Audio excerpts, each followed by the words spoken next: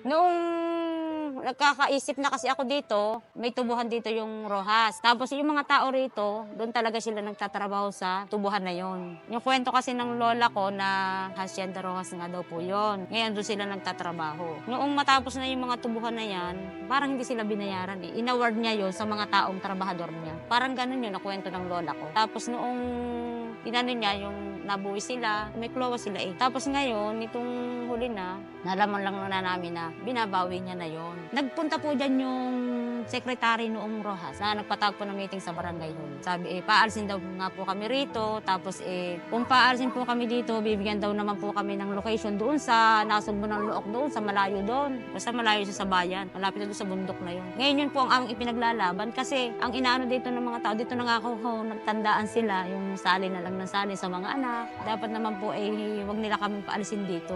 Dapat hindi nila bawiin mo.